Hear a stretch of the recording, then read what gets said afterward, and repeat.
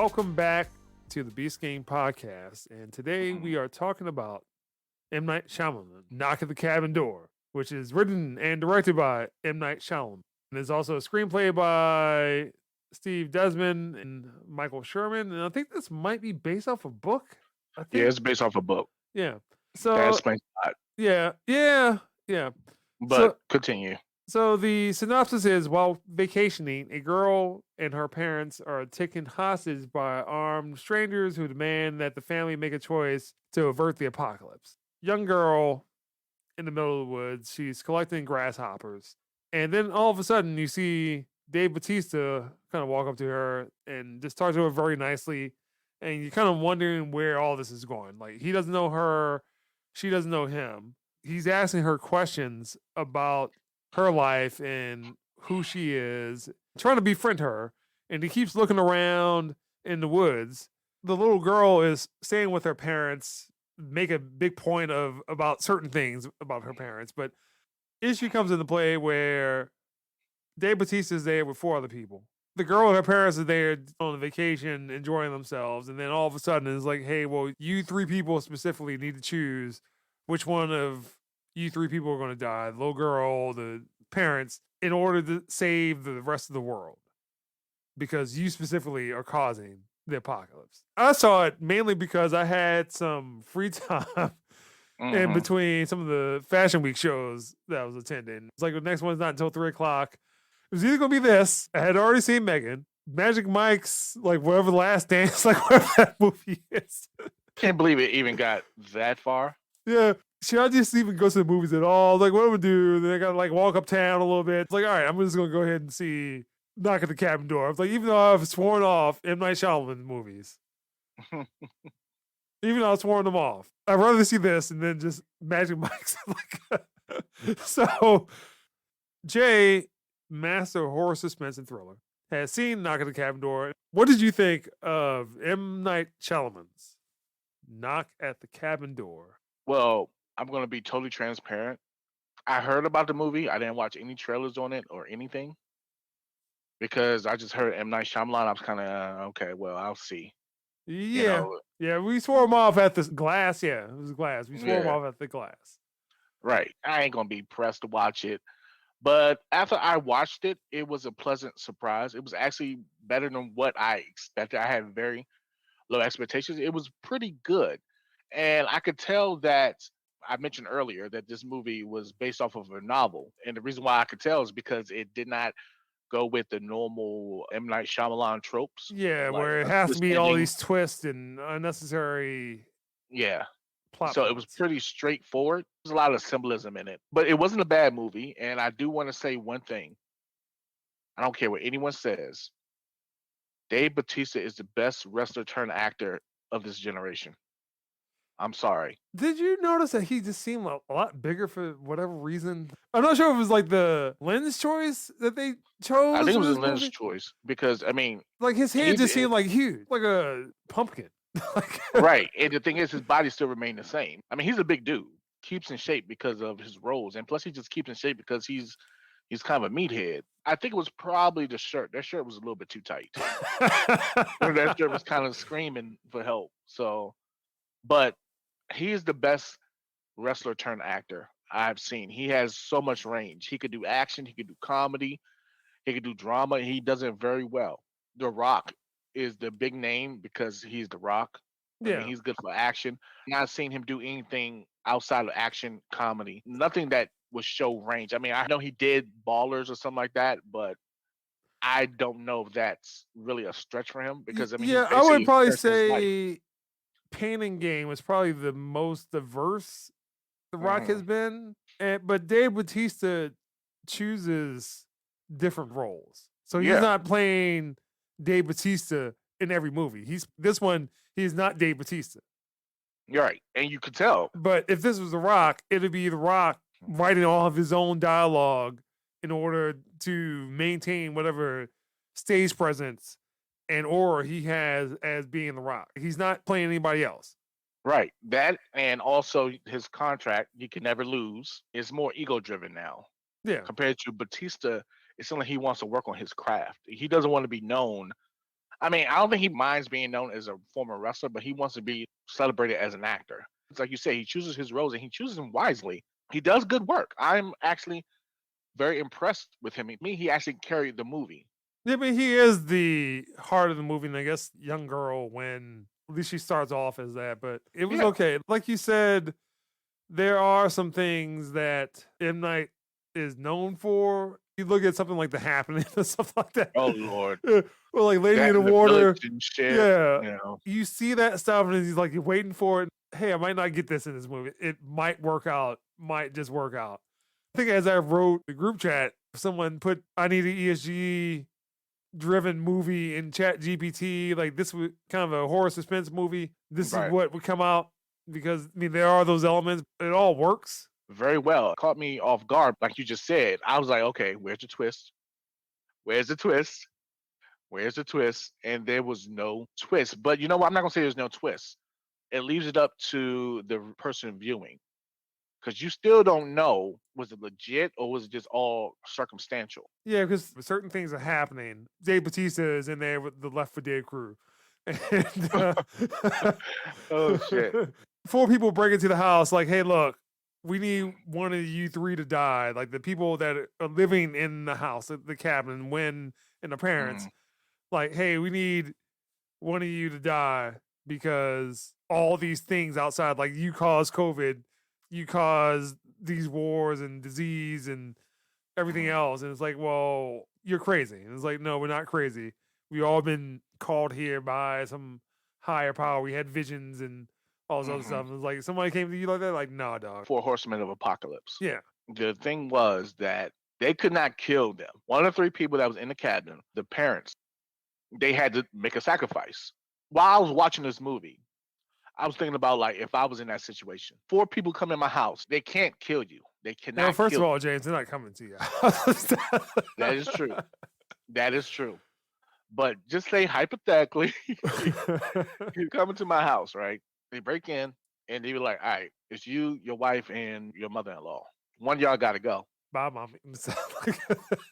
Nah, but when y'all got to go, I'll be like, all right, well, whatever. Pay no attention to it. Yeah, which is what happened. And the thing about it, no one did anything that was, what the fuck are you doing? Like, it was nothing that was questioned. It doesn't make sense. Because if someone breaks into your house and they talking this nonsense, what?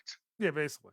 What are you talking about? I'm not killing nobody. As the movie progressed, though, you start to see these things happen because each person, we just will give it away. Each person is, I guess, the horseman of apocalypse. It's like James is causing all these balloons. Right. So 4 people that showed up are basically the 4 horsemen of the apocalypse. And each one represents death, famine, all this other crap.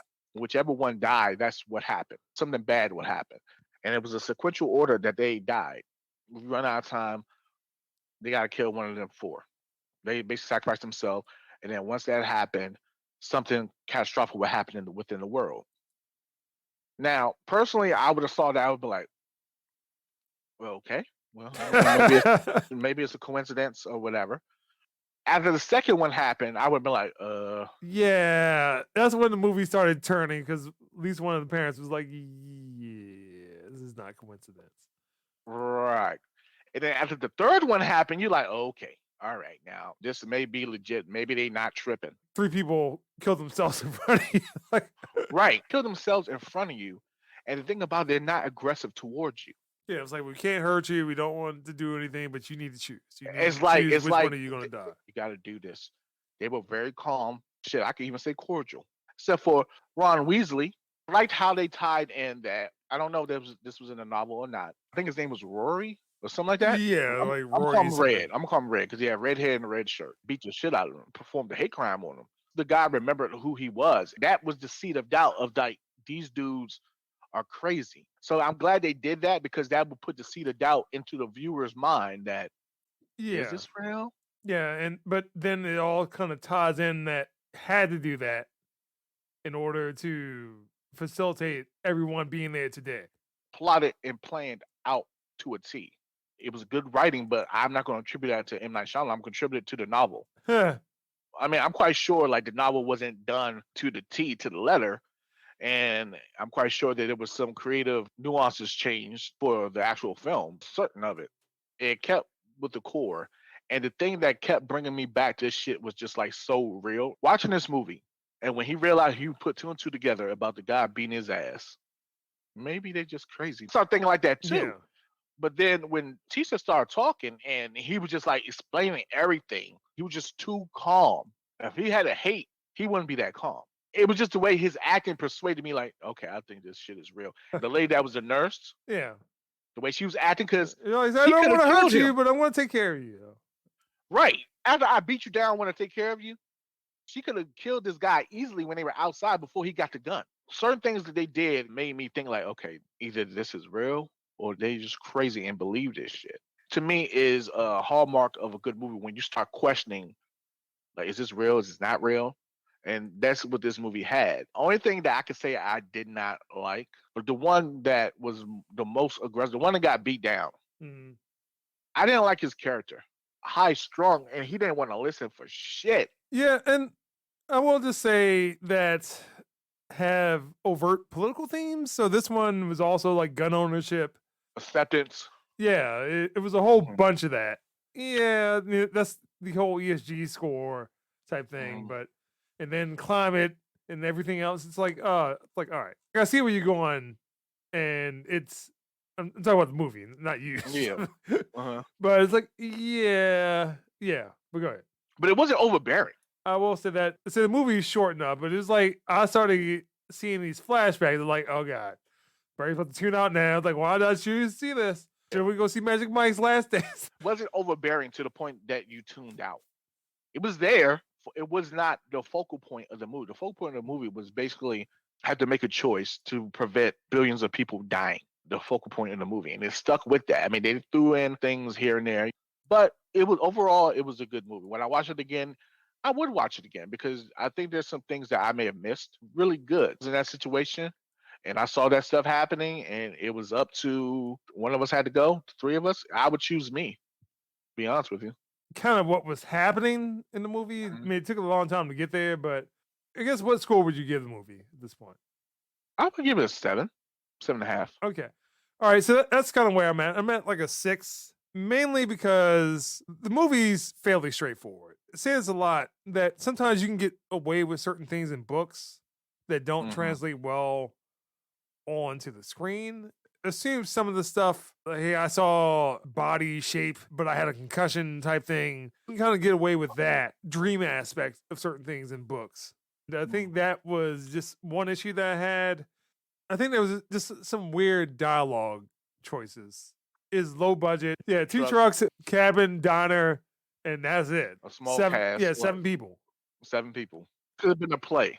Yeah, but does this redeem M. Night Shyamalan in my eyes? No, it does not redeem him. He has a lot more to do. Yeah, because that Glass movie, oh man.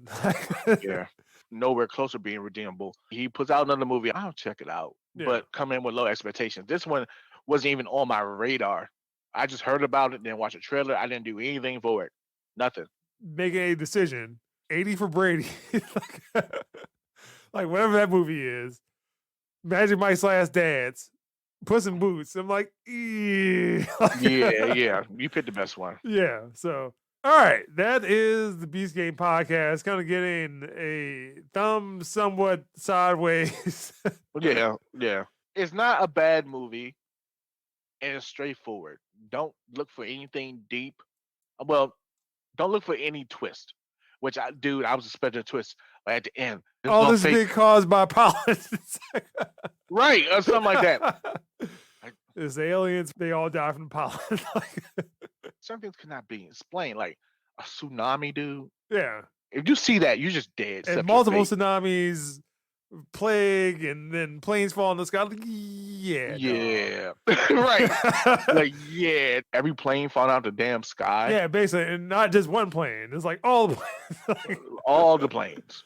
Yeah. James got to go. Right. It's like, peace out. Like, I will live on. But nevertheless, Beast Game Podcast. I would probably just say wait for this to go to streaming and watch it. I would say watch the movie, but if you don't have to pay for it, don't. It's a good watch, but it's not groundbreaking. All right. That's from the mouth of the master of horror suspense and thriller, who is much more adept than M. Night Shyamalan in the sense that, so take his word for it, not M. Night's and Beast Game Podcast.